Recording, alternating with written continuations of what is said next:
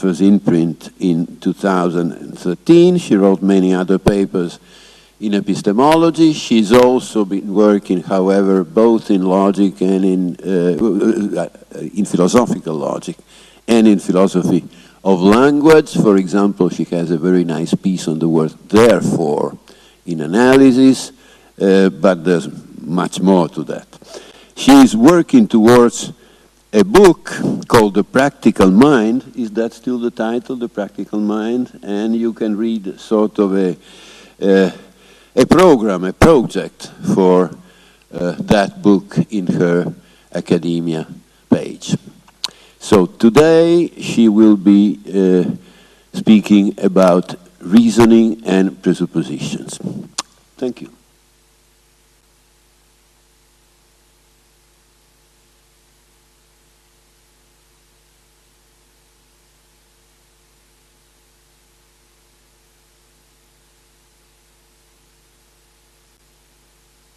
Can you hear me? Yes.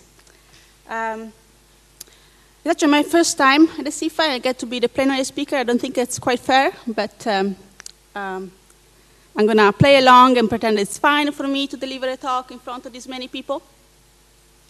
So today I'm going to talk about reasoning because the FINO graduate conference is just ending with this talk.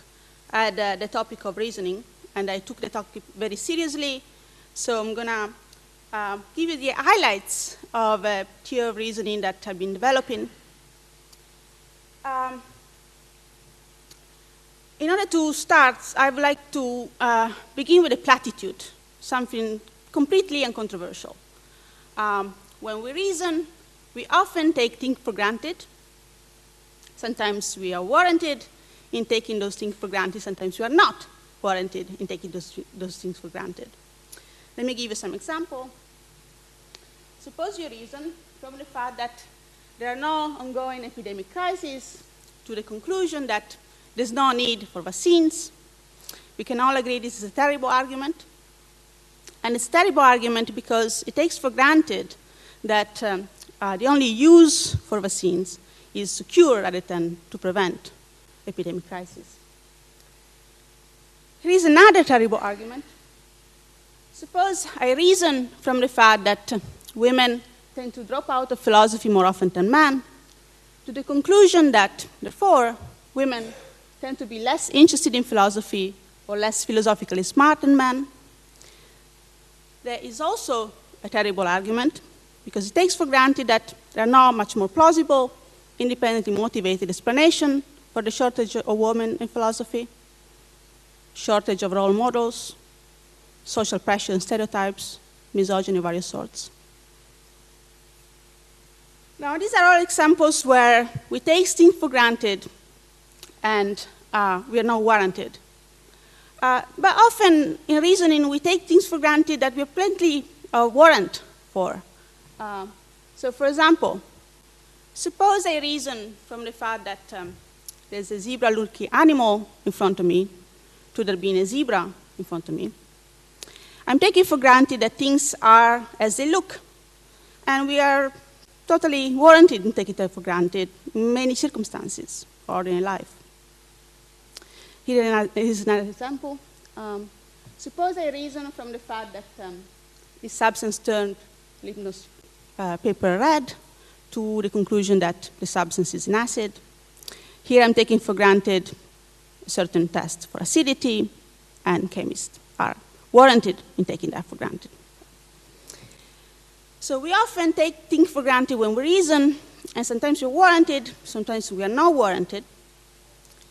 And yet, you may think that at least in ideal circumstances, when we are not pressed by time, lack of focus, lack of energy, we can always spell out whatever that is implicit in our reasoning in the form of premises.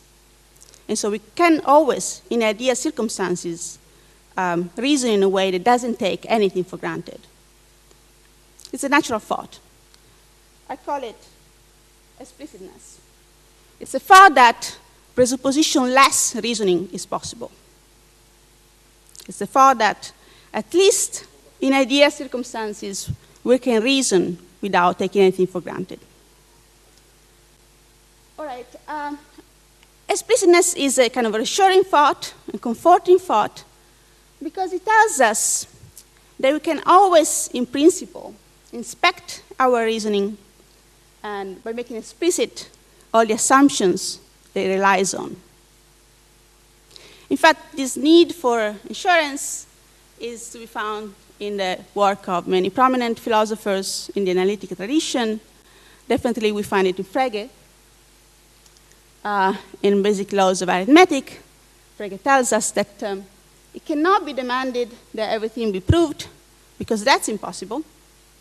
But we can require that all proposition used without a proof be expressly declared as such, so that we can see distinctly what the whole structure rests upon. In exchange between Hilbert and Frege, Hilbert tells us, in axiomatizing geometry, I don't want to presuppose anything as known. In axiomatizing informal theory, we seek to make explicit assumptions on which it depends, separating out a set of axioms from which the whole theory unfolds logically, allows us to focus our assessment of the theory and its justificational ground on the axioms alone. Even beyond philosophy and mathematics, people have voiced the idea that we have to be able to reason without taking anything for granted. For example, you find it in the thought of Paul Grice in Aspects of Reason. He gives a theory of reasoning, according to which to every instance of ordinary reasoning, they correspond an idea reasoning that spell out everything that is implicit in the former, and so that you can understand the validity of the informal actual reasoning in terms of the formal validity of the idea reasoning.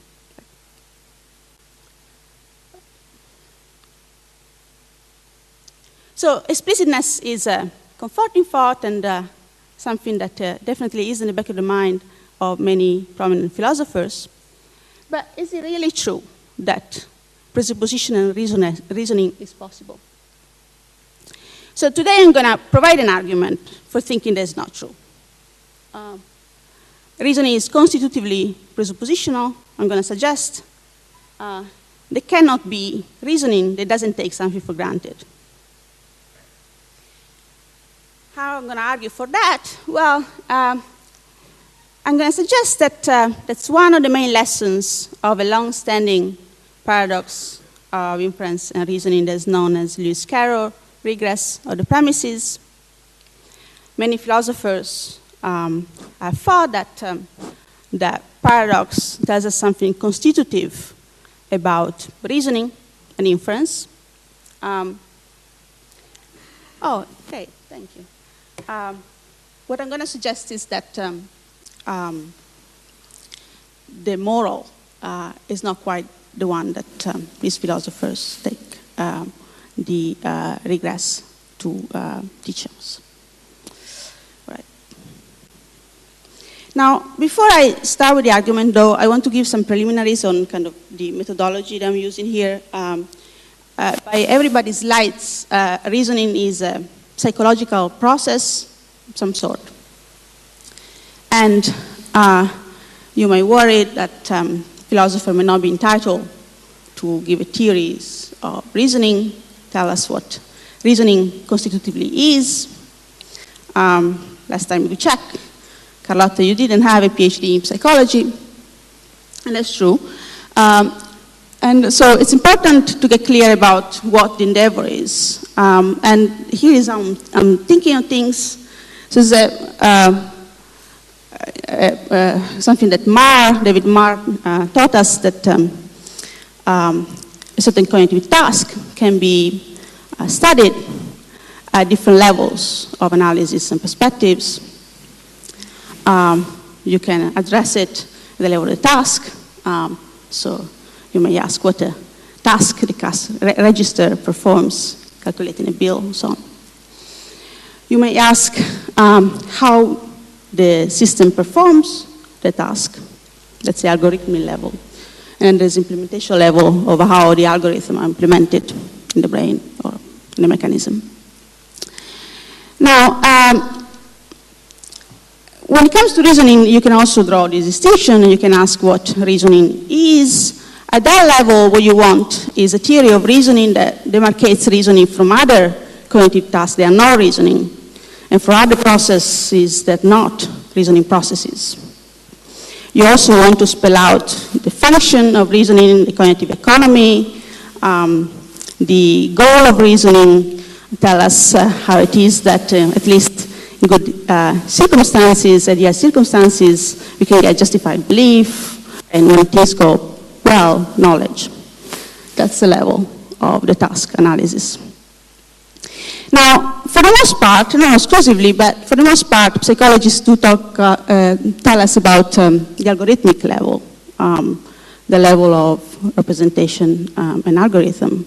They tell us how it is that we reason, and sometimes, in fact, I'm going to give an example of that later in my talk. Sometimes they do presuppose a certain notion of reasoning. They do presuppose a certain answer to the task level of analysis. Now, why is it important for philosophers or for psychologists to think about the task level? Why cannot we just be content with the algorithmic level?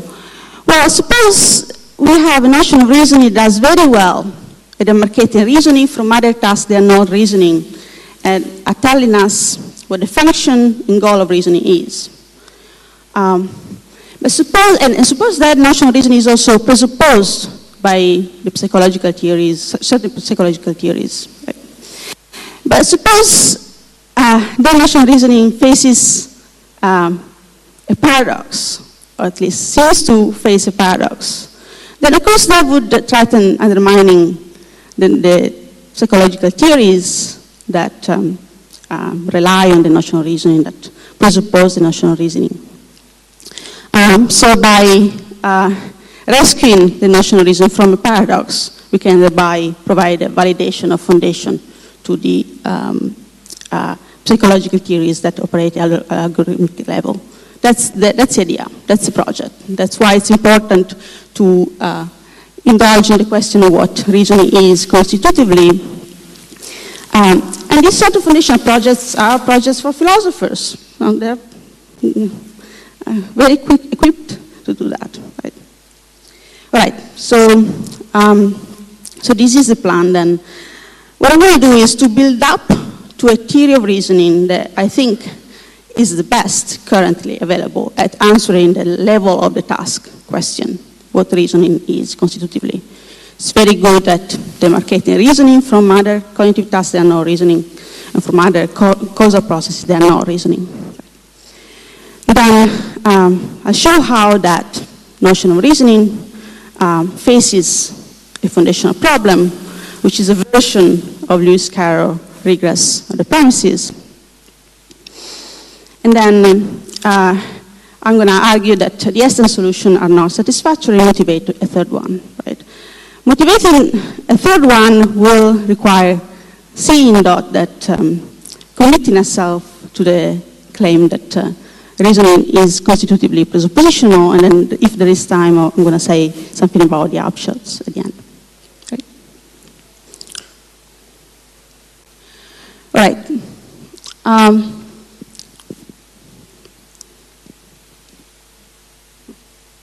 Thank you.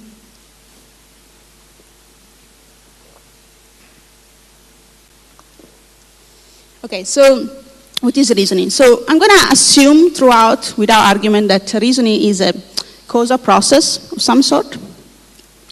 There are people that deny that, believe it or not, but I'm not going to indulge with those views. I don't have time to talk about those. Okay, so the question, as I see it, is what kind of causal process reasoning is. Right? And there is a very simple causal analysis that we owe to David Armstrong in the late 60s, according to which reasoning from a premise to a conclusion is a matter of one's belief state that as the premise is content to cause a belief in the conclusion. Right? So this view is very simple and simplified because it doesn't account for cases where, for example, I come to a conclusion, realize that the conclusion is incompatible with what I already believe, and that lead me to deny the belief in the premises. So it doesn't really, because here the belief, the doxastic state is a state of belief. So we may want to weaken that to something like acceptance, a kind of less demanding doxastic state. But I'm going to play along with Armstrong's suggestion and talk about belief, but this is a simplification though. All right. Now, this is a very simple causal analysis. It's just a causal process between belief states. Right? With belief in the premises, the cause in the belief in the conclusion. And you may think, well, could that be the right view? So as I see it, there are at least two problems with this view. The first problem is that there are plenty of causal processes that don't qualify as reasoning, but this view predicts our cases of reasoning. Right? So it's not essentially adequate. So the problem of deviant causal chains, I see a lean, this causes me to believe that I'm seeing a lean, which causes me to drop the coffee I've been holding, which causes a stain on my shirt, which leads me to believe that my shirt is stained. Right? It's a causal process between belief states, but that's not reasoning. You can fix that just by requiring that the causal process is not deviant. There's still plenty of causal processes that this view doesn't account for, and that this view predicts that are actually cases of, incorrectly, they are actually cases of reasoning. So, for example, the cases of association, suppose I'm depressive and my current thought that I'm having so much fun causes regularly my judging that there's so much suffering in the world as an association. So this is also not a case of reasoning, right, but it's causal relation.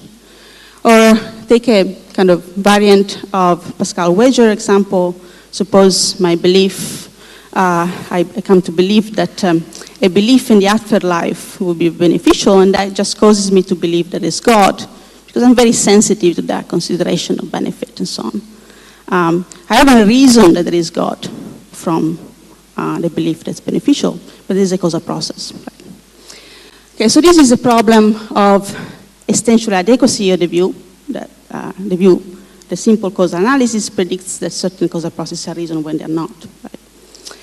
But I think there is a more serious problem, especially for epistemologists here. The simple causal analysis is not compatible with how we epistemically assess reasoning. As I started, I was trying to explain how when we address the task level analysis of reasoning, we want to spell out a notion of reasoning that can play a role in the cognitive economy of the reasoner, and that can explain, for example, how in good circumstances we can get justified belief out of it. So we want a theory of reasoning that tells us that reasoning is something that can be epistemically assessed, that in good circumstances at least gives us knowledge. Now, there are at least three dimensions under which reasoning can be assessed. You can assess the truth of the premises and the justification. You can assess whether the premises support the conclusion. In deductive arguments, the support is entailment, and in the abductive, inductive argument, something weaker like probabilistic support. But we can also assess reasoning for whether it's justified or not. And the last two dimensions, support and justifying, can come apart. Let me show you an example of that. Suppose I reason from A to B. So we know, thanks to Fermat's theorem, that this inference is reliably truth-preserving. But suppose I reach the conclusion just by luck, with no knowledge of Fermat's theorem, just I had a lucky guess, right? So in this case, there is support of the premises, of the conclusion by the premises, but there's no justification. So it's an instance of reasoning that doesn't have in an instance in which reasoning doesn't come out, doesn't give rise to true belief, right? To justify belief. As an example of the same phenomenon, so suppose Tom believes that certain spots on people's face indicates that they may have been marked by a demon, and so marked, they will soon die. Tom sees the spots on Bob's face. As a result of his theoretical beliefs, he takes it that the spots on Bob's face support the conclusion that Bob will soon die. Does he reason from the premise that Bob has spots of such and such sort on his face to the conclusion that he will soon die? As it happens, the spots on Bob's face are a sign of an advanced disease, and so the present does, in fact, indicate that Bob will soon die, though for a reason that Tom has no inkling of. Again, we have a support of the premises for the conclusion, but the inference is not justified because Tom has crazy views about why the premises support the conclusion. All right, so then the problem for the simple cause analysis is that it's not really intelligible on the simple cause analysis why it is that we can assess reasoning epistemically in the way I described. Because on the simple cause analysis, reason is just a matter of a causal process between belief and belief. And then, given that I believe certain premises, I couldn't but hold the belief in the conclusion. Right? There's no choice that I have. Right? So in this sense, it's not up to me. It's not something that I can be blameworthy for if I believe the conclusion, epistemically or otherwise. So this causal process view, a simple causal analysis, so the sort that Armstrong favors, really makes it little intelligible how it is that reasoning is connected to epistemic accessibility in the way it is. If you care about the role that reasoning plays in epistemology, you should be worried about that. All right. So the long tradition of philosophers, going back to Frege, think that reasoning requires something more than just a causal process, a simple causal process. It requires what they call the taking condition. The idea here is that if I reason from premises to conclusion, part of the reasoning requires me to take the premises to be consideration in favor of the conclusion. The idea is that reason is a matter of seeing that certain consideration are consideration for the conclusion. And that's true for deductive reasoning, inductive reasoning, but also in the case of practical reasoning, the sort of reasoning that philosophers think give rise to intentions and plans. In those cases, it seems that it's crucial to reasoning that we take certain consideration in favor of forming intentions or plans. So this is a long tradition of philosophers that thought that, for the record, Frege, guys. Actually, Longino is the first one that calls it taking condition, but people just credit Bogossian with that. And Judy Thompson, too, said that before. All right, so now suppose we take this idea that the taking condition is crucial to reasoning and we complicate the causal process analysis a little further, right? So in this view, we have still a causal process from a belief premises to the conclusion, but the causal process is mediated by this taking condition, so there's kind of intermediary. And that's, so on this view then, a slightly complex view, reasoning from premise to conclusion is a causal process whereby the reasoning comes to accept the conclusion from accepting the premises by taking that the premises supports the conclusion. Okay, so I think this is a nice theory of reasoning for several reasons. It gives us a unified account of reasoning across species while accounting for their differences. It tells us that all reasoning, like deductive, inductive, abductive, and practical, are all cases where the reasoning takes the premises to support the conclusion, although support may vary across species of reasoning. It is also identified reasoning with a causal transition, just the simple causal view, but at the same time avoids counterexample to the simple causal analysis. on this view, association and Pascal wager are not cases of reasoning because there the reasoning does not take the premise to support a conclusion. The element is missing. And finally, explains our epistemic assessment. So it's not true in general that a causal analysis of reasoning is incompatible with its epistemic accessibility. On this view, in fact, we can explain the fact that we assess reasoning epistemically in terms of our epistemically assessing the taking condition, right? So the taking condition is just some doxastic state in virtue of which the reasoner takes the premise to support the conclusion, and that can be true or false. The reason can be wrong about the premise supporting conclusion, and the taking can be unwarranted or warranted. So we can epistemically assess that condition. So that means that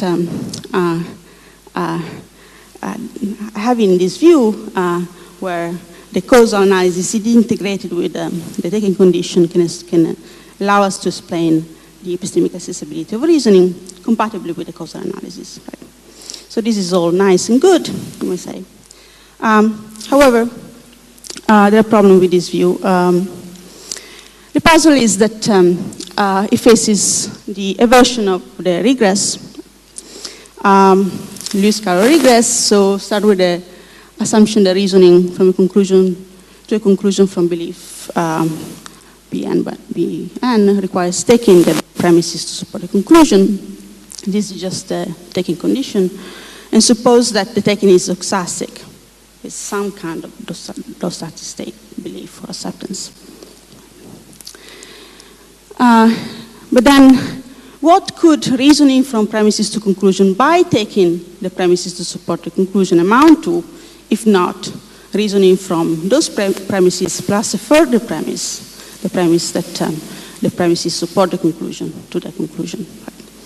So once you accept this premise 3, you just embarked in a regress, because then if you keep applying the doxastic taking, reasoning is required to take a condition, taken as a premise, then you get that it's actually impossible to reason if reasoning requires to take a condition, if reasoning is the causal process that the complex causal analysis tells you it is. Right? Big problem, right? So reasoning is not impossible. It's not possible. That doesn't sound like a good conclusion. So there are at least 2 main ways of addressing this paradox. The first one is just to deny the taking condition. With this view, reasoning can be blind. It means that it really doesn't require a reasoner to take consideration in favor of a conclusion. It's not a requirement. Reasoning doesn't need that, according to this view. It's been championed by Wright and Dr. Machi. Now, of course, this sends us back to square one. What is reasoning then? How it discriminates the reasoning from causal processes that are not processes of reasoning. And in fact, it's dubious that you can answer these questions correctly without invoking a taking condition and still have a fully causal notion of reasoning. In fact, Crispin Wright tries to use the notion of acting and accepting the conclusion for a reason, but that's, as he acknowledges, is not a causal notion anymore. So we have a notion of reason that is not reducible to a causal process. The most popular solution to this has been to deny the doxastic construe or the taking condition. So in this view, taking the premises support the conclusion is not a matter of having some propositional doxastic state. It's something else. It's a matter of, as they say, rule following some rule.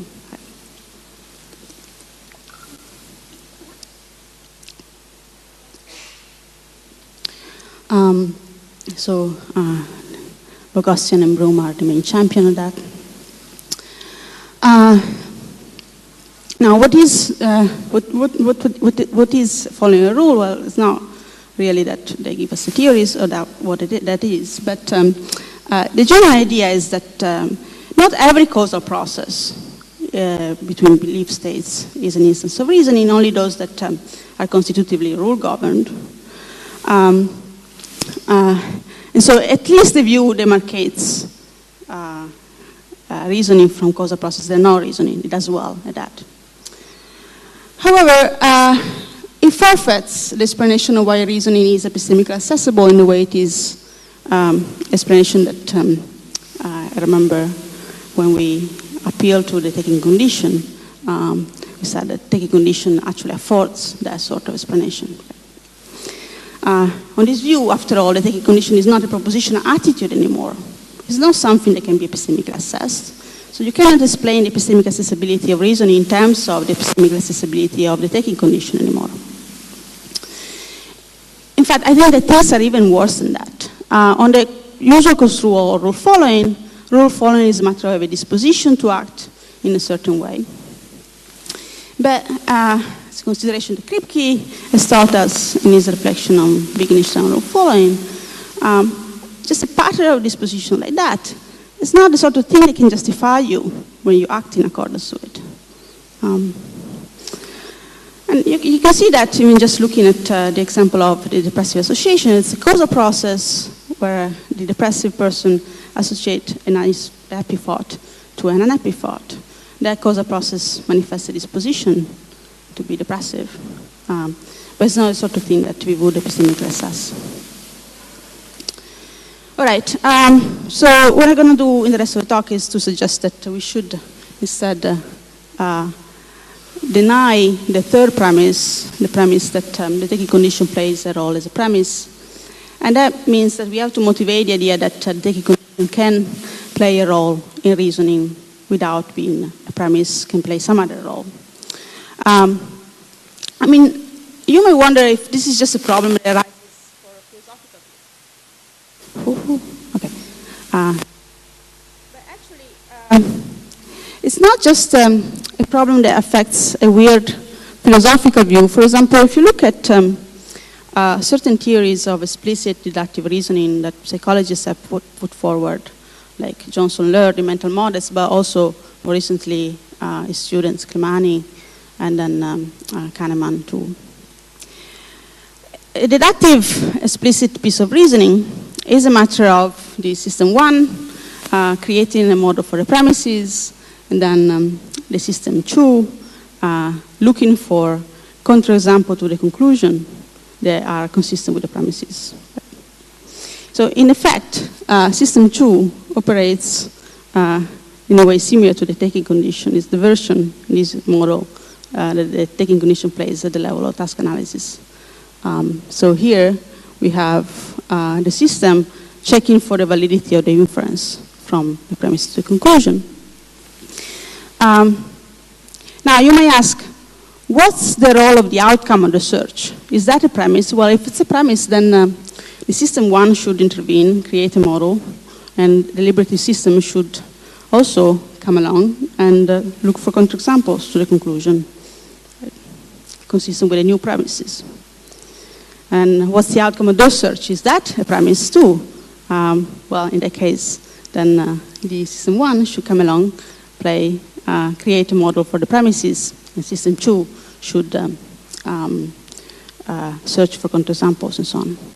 So the same pattern of the regress arises here. And of course, these models can be implementable, so it's possible to execute them. So it has to be that the outcome of the search doesn't play the role of a premise. All right, so in order to motivate that, I'm going to look at the structure of arguments. By arguments, I mean the sort of linguistic expression of reasoning.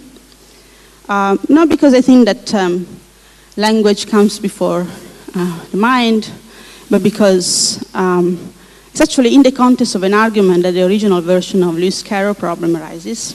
So we will learn from looking at that. So remember, we have Achilles, the tortoise. So I'm going to use variables because the original examples are too complicated from Lewis Carroll. So suppose we start with phi with psi. Achilles really wants to infer psi. Tortoise come along. No way, you can infer psi. only if I am psi, I'm psi. Right? That challenges the grounds, that raises to a premise. Well, now I want to infer psi. Can I do that? Well, no way. If I am psi, and if I am psi, I'm psi, I'm psi, and so on. Right? The regress starts like that. With the tortoise challenging the ground for our Achilles, and that somehow raises the presupposition into a premise, and that's how it is that the regress is generated. A long tradition of philosophers are given us a diagnosis that I obsessed over for a long time.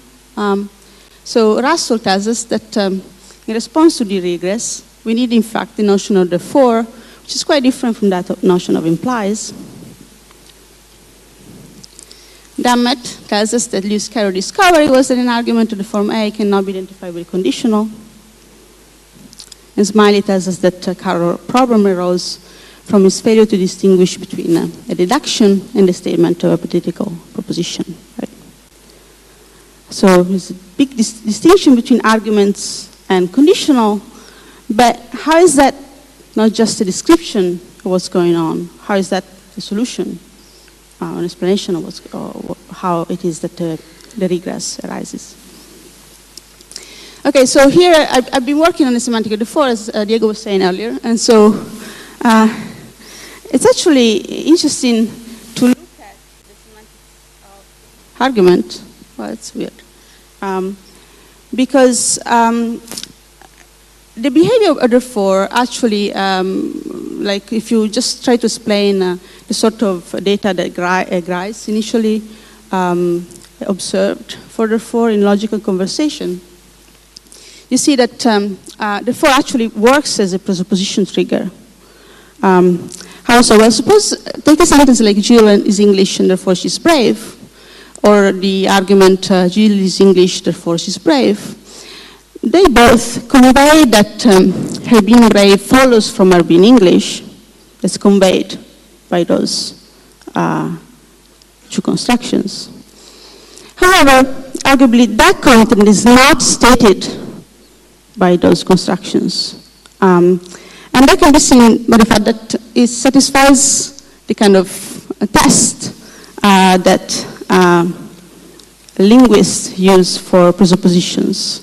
So one test is non-additionness. For example, a sentence like "it's the name that stole the tarts" conveys that somebody stole the tarts. And the reason why that is a presupposition that is simply stated by the sentence is that you cannot directly challenge it. You can say that's not true, that's false. You can indirectly challenge it. You can say, wait a minute, nobody stole the tarts. You find the same with the for. You can say, Jill is English, therefore she's brave. That's false. If I say that's false, I won't target that her being brave follows from her being English. That's not what I'm targeting. I'm targeting the conjunction. So this is one test. But the most important test for presuppositions is the projective behavior. So presupposition is this kind of content that somehow escapes the scope of logical operators. So that what that means is that if a sentence conveys a presupposition, it still conveys it under negation as an antecedent of a conditional, or under questions and so on. So really escapes the scope of logical operators in a way that entailment doesn't. If a sentence entails something else, then the negation of the sentence won't entail that thing anymore.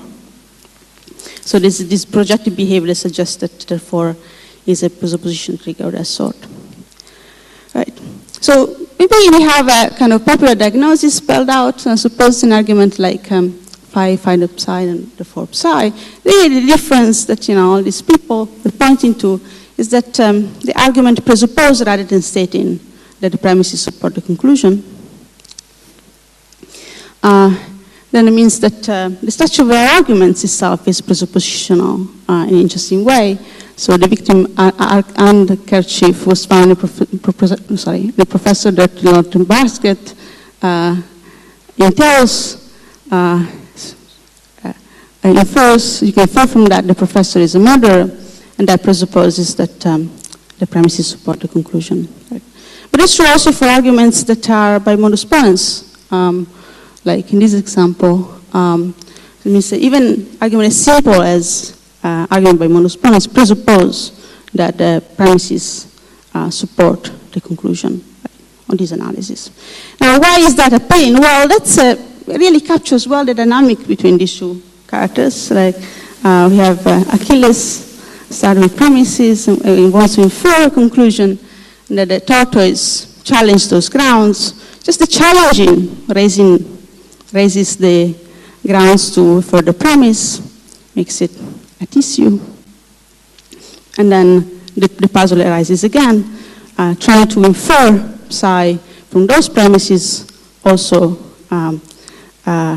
is challenged by the tortoise, the grounds becomes a premise, and so on, right? So we have, maybe it's the presupposition structure of arguments that makes the regress possible. The regress can arise because the argument is inherently presuppositional. Okay, so let's go back to our reasoning argument. We'll be reasoning from certain premises to a conclusion by taking the premise support the conclusion is not the same reasoning from those premises plus the taking condition to the conclusion, because they have a different presuppositional structure. So the first reasoning has B1, Bn as premises, a presupposition that B1, Bn supports C, and the conclusion C. Whereas the second one has a different presuppositional structure, so they cannot be identified. Right. All right. How much do we have time?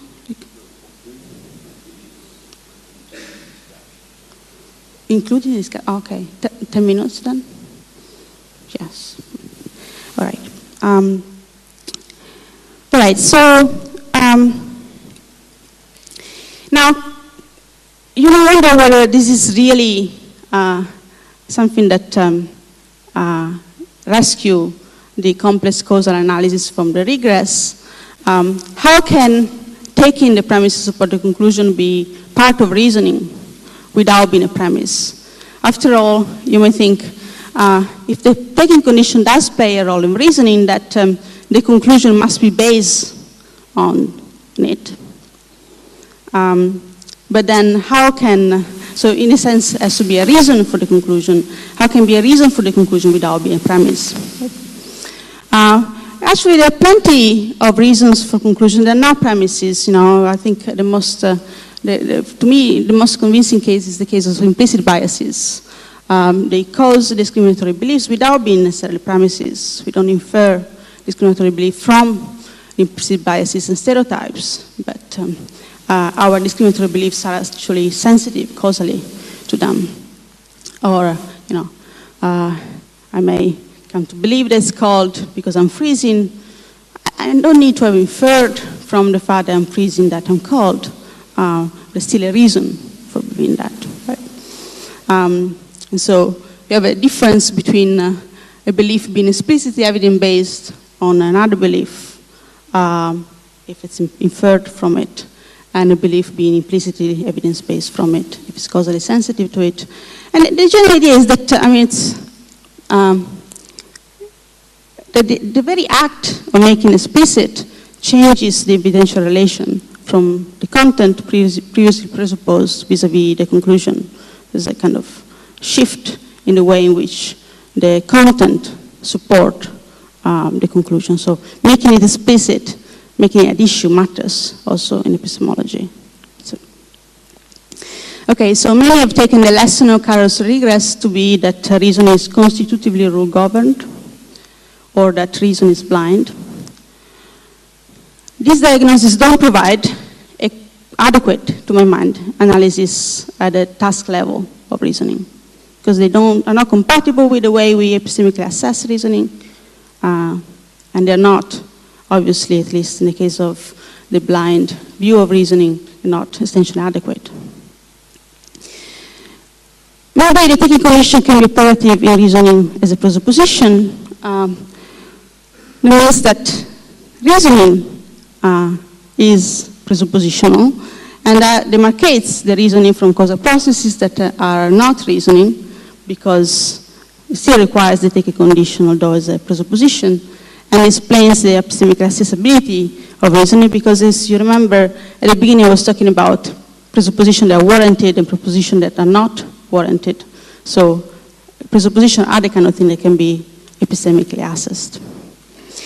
But the conclusion is that, though, in a sense, it's an important sense that it's not possible to make explicit everything that is implicit in reasoning.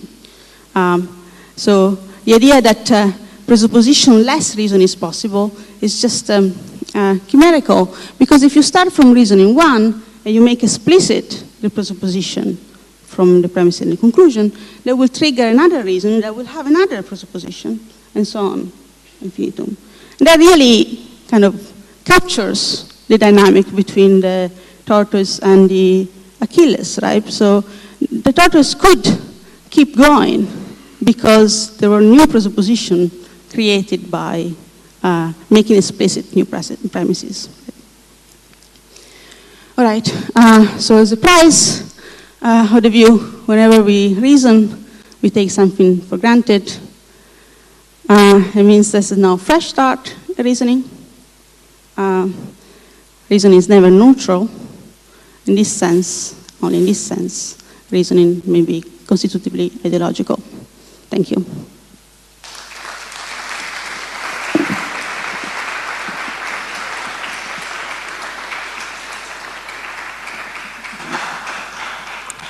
Yes, I believe we have about a quarter of an hour for discussion. Is that correct? Good. So, is there a microphone in the room? Okay. So he's first over there.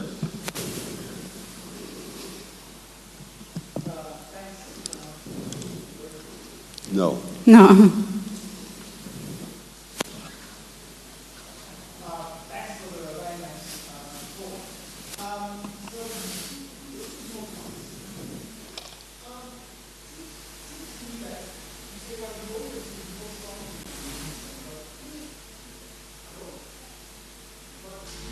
No.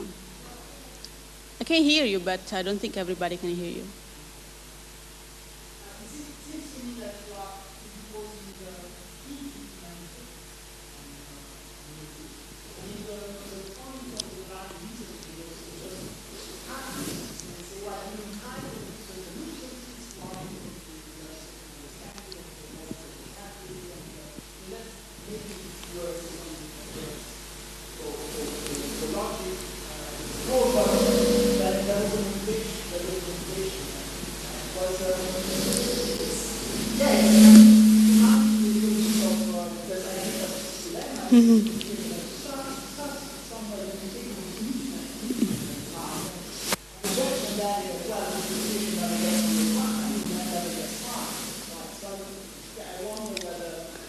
Good. So I think there are at least two questions there that I like to distinguish. So one is there a regress of the presupposition? So I stopped the regress of premises, right? I did that. There was enough to stop the regress by denying the premise 3, right? So I don't have that regress. Do I have another regress? The regress of presuppositions, right? No, I don't think I do. Here's why. So, I mean, that was a little bit quick in my talk, but there's an important difference between the evidential role of premises and the evidential role of presuppositions. So, whatever relation the simple causal view imposes between the premises and the conclusion, this causal relation, that's a relation that, in my view, stands between the presupposition and the conclusion. It's a direct causal relation. Right? So you don't So the presupposition just causes, and it's something that on which the conclusion is based. And so that's the notion that Williamson has of implicitly evidence-based. Right?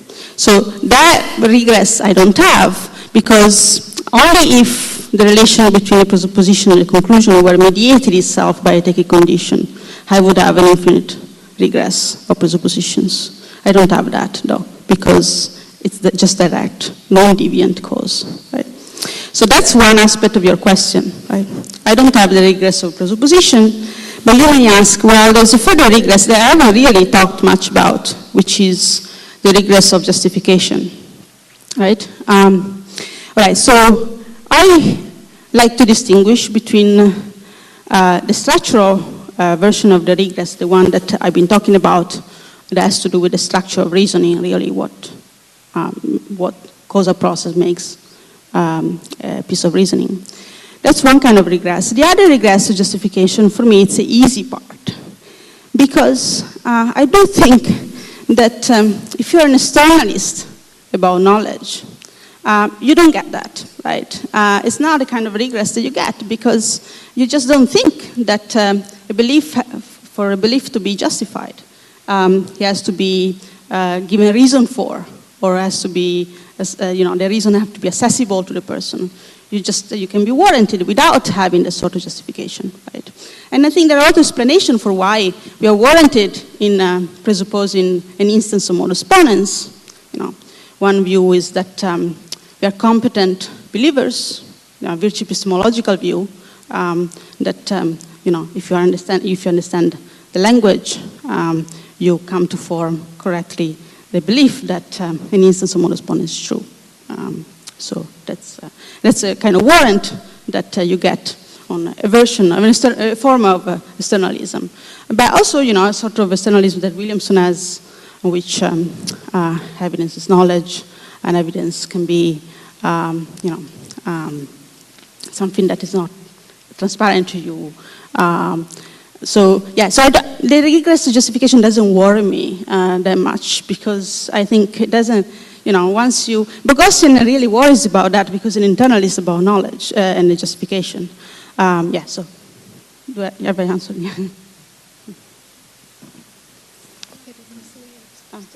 Okay, sure. Yes, you.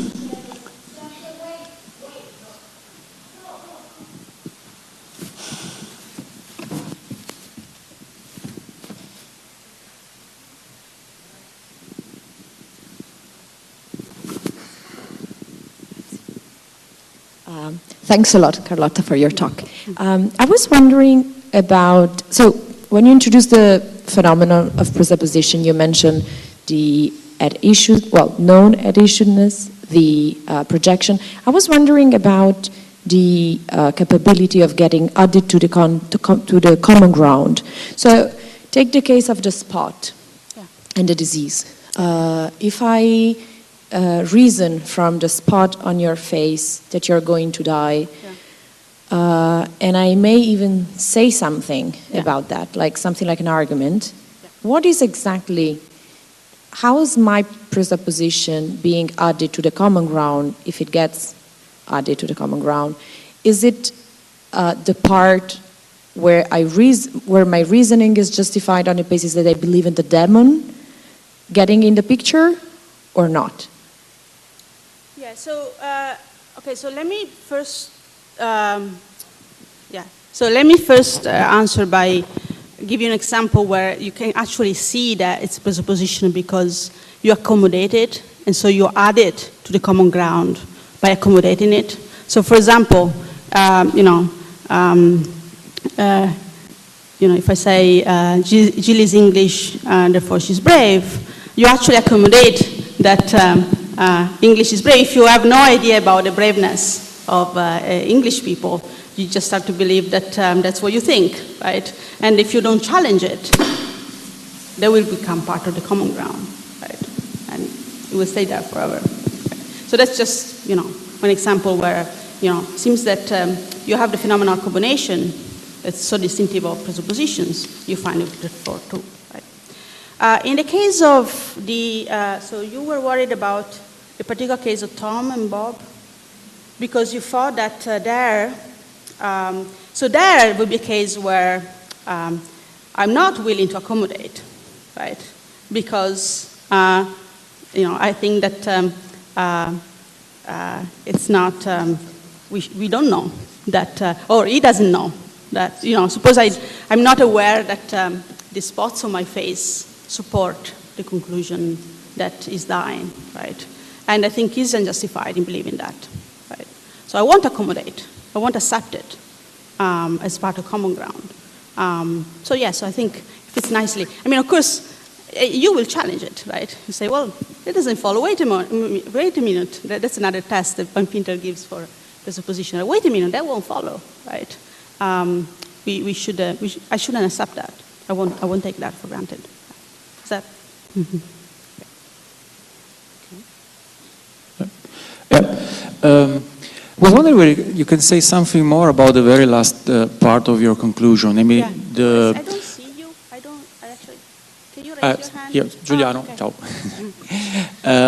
So you said that, well, given that I've demonstrated that reasoning is inherently presuppositional, that means that reasoning is neutral or always it's not neutral.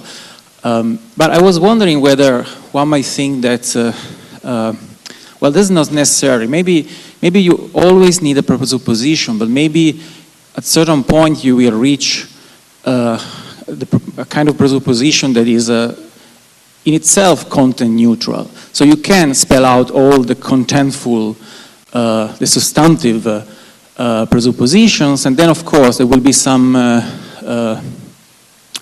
probably presupposition that you need for making the inference going, but that are in itself neutral with respect to the content. Yeah. So maybe the original thought was that, well, all presuppositions that are contentful can be made explicit. Yeah, definitely. So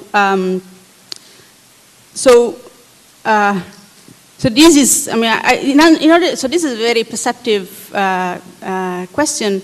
It's definitely true that there's some further premises here that, in my argument, that are needed to say that reasoning is not neutral if it's presuppositional, because, as you say, presupposition can be counted. It can be like just formal and empty, right? Yeah. So I don't think that's true in general. So this is part of kind of a bigger project, which I don't think that logical truths are neutral in the way in which has been thought for a long time that they were. So I don't think that even that distinguishing between, so remember when I talked about Frege at the beginning and Hilbert, they were talking about axiomatization. That does it follow that axiomatization is not possible? Maybe, of course not, it's possible. But what you have to do to axiomatize a theory is to make a choice about what to take as axioms and what to take as inference rule, which is, on my view, just a matter of licensing the system to take certain things for granted. Right? I don't think that that choice can be done in a way that's not arbitrary or not completely arbitrary. So if that's true, then it's true that, presupposing certain things. In the case of more exponents, it's such a kind of very little controversial rule, but take, negation elimination sort of intuition. So, these people, Frege really thought that it was just one logic, right? And that was neutral, right? It was kind of formal in that way. But just if you are a pluralist, you won't think that in the same way. You have to make a choice about what to presuppose. And it won't be about what you take to be empty or not, but what you take to be plausible and that you want to start from. In that sense, reason is not neutral if you think that.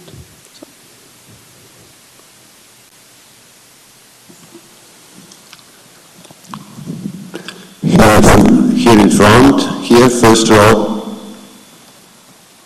Thank you. must have missed something.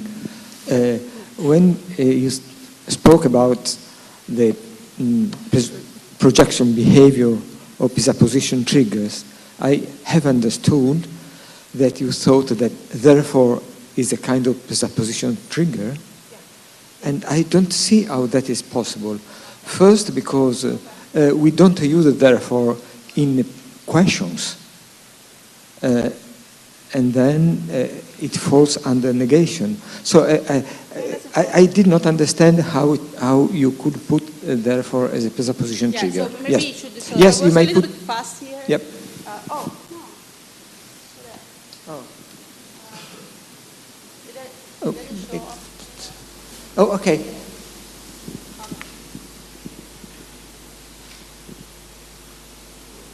Yeah, so for example, take Jill is English and therefore she's brave, right? The negation is not the case that Jill is English and therefore brave. That still conveys, and that was the original, guy's point. It still conveys that her being brave follows from her being English, right?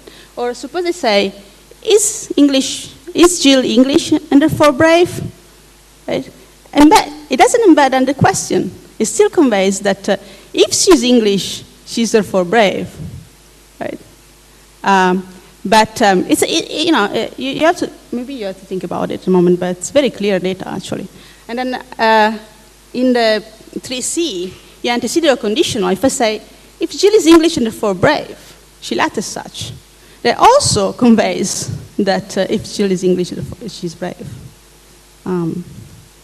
It's actually pretty strong as a data. Actually, I think that between the projection behavior and the additionness behavior, the projection behavior is clearer. The additional behavior is less clear, and because there are cases where I don't have to, for example, if I say Jill is English therefore brave, I say that doesn't follow. Seems that that's a kind of way of directly challenge it. I cannot say that's false to target the content, so that satisfies the use or non-additionness. But there are other ways of challenging it. But however, this behavior, the projective behavior, I think it's very strong. Are you convinced now? Okay. Okay. Yeah, no, sorry, I was too quick. Yeah, I was worried. Yeah. Okay, we have to stop here, I believe. Thank you, everybody.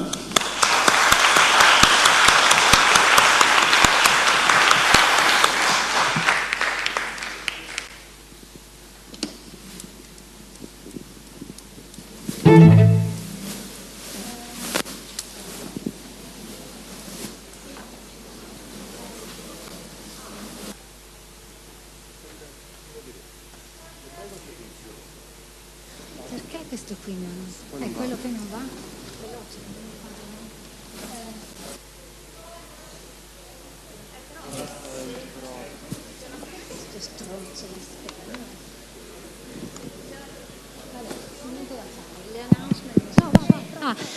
Two small announcement. There is a password to get into the Wi-Fi system of the university. It was supposed to be projected over here, but I'm not sure whether there is anyone to project it over here. And in any case, it will be communicated in the next rooms. And now we have to move to the other building. So follow someone outside that will take you to the other buildings and to the parallel session and to the symposium, okay?